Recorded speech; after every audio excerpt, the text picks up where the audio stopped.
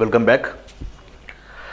సినిమాలలో వేసినటువంటి background RR music చాలా చక్కగా ఈ మధ్య మనకు 2 రోజుల క్రితం వచ్చినటువంటి వరదలకు నాయకులు వెళ్ళి పరామర్శిస్తున్నటువంటి ఒక ఫోటోలకు వీడియోలకు చాలా చక్కగా అతికిచ్చినట్టుగా, అంటే ఈ యొక్క వీడియోల ఫోటోల కోసమే ఆ ఆర్ఆర్ మ్యూజిక్ తయారు చేసినట్టుగా చాలా చక్కగా అతికిచ్చిళ్ళు. ఎంత చక్కని ఎడిటింగ్ అంటే నిజంగా కూడా వీళ్ళ కోసమే తయారు చేసినట్టుగా ఆ పాటలు మ్యూజిక్ భలే సరిపోయింది. ఎందుకు చెప్తున్నా ఇక్కడ అంటే,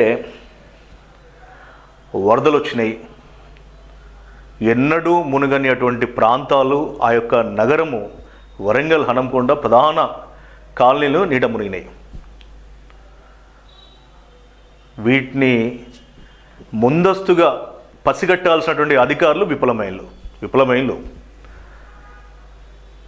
వరదలు వచ్చినాయి, చాలామంది ఇళ్లలోకి నీళ్లు పోయినాయి, వాళ్ళ వస్తువులు, విలువైన సర్టిఫికేట్లు, డబ్బులు, తర్వాత వాళ్ళ యొక్క సామాన్ మొత్తం కూడా నీటి పాలైపోయినాయి.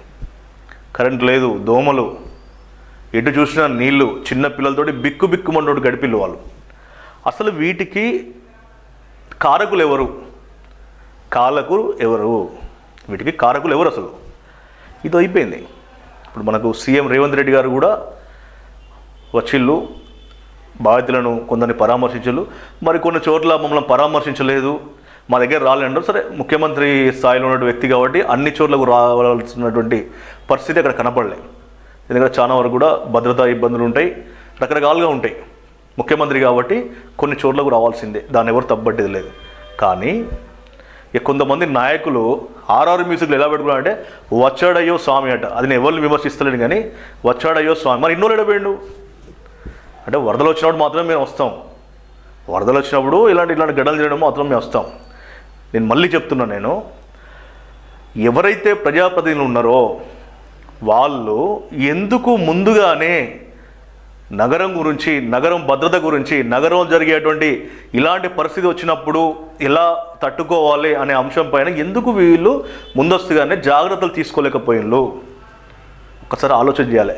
కాకతీయుల గొలుసుగట్టు చెరువులు కాస్త, వాళ్ళ యొక్క చెరువు కట్టలు కాస్త కబ్జాకు గురైపోయినాయి. చెరువులలో ఎత్తైన భవనాలు వెలిసినాయి, నాలాలు మొత్తం కబ్జా అయిపోయినాయి. వర్షం పడదా? వర్షం ఖచ్చితంగా పడుతుంది. వర్షం పడుతూనే ఉంటుంది, చలికాలం చలి పెడుతుంది, ఎండాకాలం ఎండ కొడుతుంది, అతివృష్టి అనావృష్టి ఎప్పుడూ ఉంటుంది. నగరం పెరిగింది, ఆ నగరంలో ఉన్నటువంటి కాలువలు అయిపోయినాయి. ఇప్పుడు ప్రధానంగా మనం చూస్తే చౌరస్తా, తర్వాత అలంకార్ జంక్షన్, ఇట్లాంటి వాటి ప్రాంతాలలో కాలువలు ఉన్నాయి. అసలు ఎక్కడన్నా కనీసం జీడబ్ల్యూఎంసీ సిబ్బంది ఎక్కడైనా అడ్డుపడ్డ మట్టిని తీయడానికి కనీసం కాలువ ఇక్కడ రంధ్రం కనపడతా ఉందా? ఆ కాలువల పైన మొత్తం కూడా స్లాబ్లు వేసి, అంటే ఫుట్పాత్లు ఆక్రమించుకొని ఎత్తైన భవనాలకు సంబంధించినటువంటి యాజమాన్యము వాటిపైన హోర్డింగ్లు, తర్వాత రకరకాల వస్తువులు పెట్టి మొత్తం మూసేసింది. పార్కింగ్ అనేది లేకుండా చేసి పడేసిళ్ళు. మీరు చూడండి, ఎక్కడైతే నీట మునిగినటువంటి ఆ ప్రాంతంలో మీరు మళ్ళీ పరిశీలించండి అధికారులు. అంటే నీళ్లు అడ్డుకట్ట వేసిన తర్వాత నీళ్లు ఎడిపోతాయి అవి. సో నగరంలోకి, అంటే చెరువుల స్థానంలో భవనాలు వచ్చినాయి కాబట్టి, చెరువుల స్థానంలో ఉండాల్సినటువంటి చెరువులను కబ్జా చేయాలి కాబట్టి ఆ చెరువుల నీళ్లు కాస్త నగరానికి మధ్యలోకి వచ్చినాయి. కాలువల నుండి వెళ్ళాల్సిన నీళ్లు కాలువలకు అడ్డుకట్టేసిల్లు కాబట్టి అవి కాలువలో ఉన్న నీళ్లు కాస్త రోడ్డు మీదకి వచ్చినాయి. రోడ్డు చెరువు అయింది, చెరువు భవనాలు అయినాయి, మరి నీళ్ళు ఎడిపోతాయి అవి. ఒకసారి ఆలోచన చేయాలి. ఇప్పుడు ఏమంటారు ఇప్పుడున్న పాలకులు అంటే, మేము గత పాలకుల నిర్లక్ష్యం వల్లనే ఇది జరిగిందని ఇప్పుడున్న వాళ్ళు అంటా ఉన్నారు. మరి అప్పుడున్న వాళ్ళు గతంలో చేసిన వాళ్ళు ఇక్కడ సరిగ్గా ఆ మాస్టర్ ప్లాన్ సరిగ్గా లేదు కాబట్టి అప్పుడు ఈ వరదలు వచ్చినాయి వాళ్ళు అన్నారు. వాళ్ళు ఎవరు వచ్చినా, ఎవరు చేసినా శాశ్వత పరిష్కారం మాత్రం ఎవరు చూడట్లేదు అనేది మాత్రం పచ్చి నిజము. ఒకసారి ఆలోచన చేయాలి. మీరు ఆ వీడియోలు చూస్తే ఇంత చూడండి, ఈ ఆర్ఆర్ మ్యూజిక్లు వేసుకొని తిరిగే నాయకులకు ఒకటే చెప్తా ఉన్నాం, మీరు కాదు హీరోలు అంటే, మీరు కాదు వాళ్ళు ఎవరు ఆదుకున్నది. వాళ్ళని ఆదుకున్నది ఎవరైనా ఉన్నారంటే పోలీస్ డిపార్ట్మెంట్, తర్వాత రెవెన్యూ డిపార్ట్మెంట్, తర్వాత జీడబ్ల్యూఎంసీ సిబ్బంది.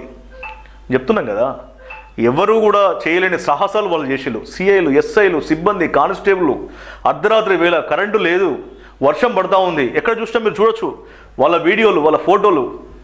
వాళ్ళు ఫోటోల కోసం, వీడియోల కోసం రాలే. వాళ్ళు ఎక్కడ కూడా ఏం సంబంధించినటువంటి మీకు చేసినా కూడా చెప్పుకోలే. ఎందుకంటే వాళ్ళ బాధ్యతగా వాళ్ళు చేసిళ్ళు.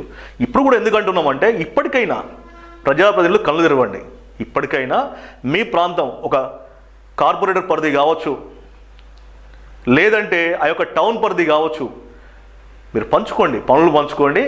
ఎందుకు ఇలా జరుగుతూ ఉంది అనేది. ఇక ముఖ్యంగా మనం తీసుకుంటే గత ప్రభుత్వ పాలకుల నిర్లక్ష్యం వల్లనే ఇది జరిగిందని చెప్పాడు కొంతమంది పెద్దలకు. నేను ఒకటే అడగదలిచిన, మరి గత ప్రభుత్వంలో ఉన్నటువంటి ఆ నాయకులు ఇప్పుడు ఈ ప్రభుత్వంలో లేరా?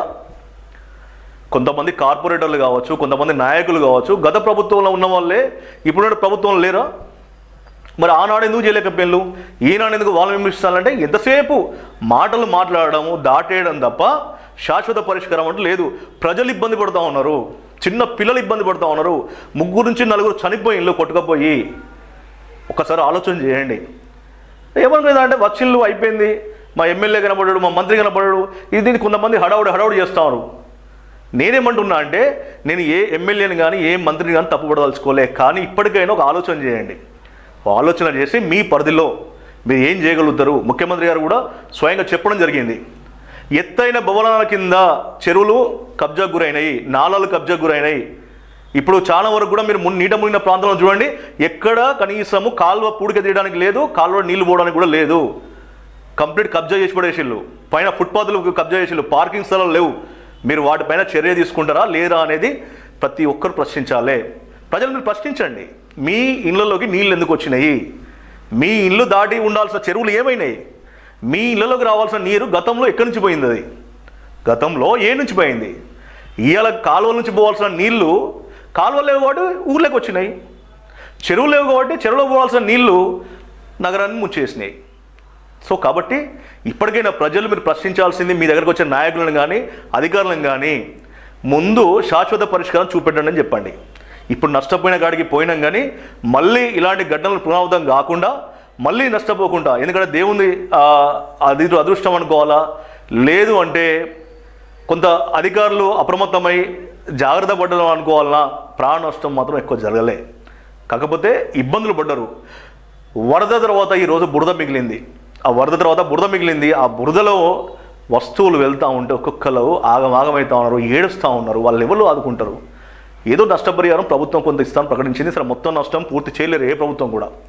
అవి ఏమైతే వాళ్ళు పడిన ఆవేదనకు ఖరీదు మనం కట్టగలుగుతామా? సో దయచేసి మళ్ళీ చెప్తా ఉన్నా, ప్రతి ఒక్కరు ఆలోచించాలి. పార్టీలకు అతీతంగా పౌరులు, ఇబ్బంది పడ్డ వాళ్ళు, అధికారులు అందరూ ఆలోచన చేయండి.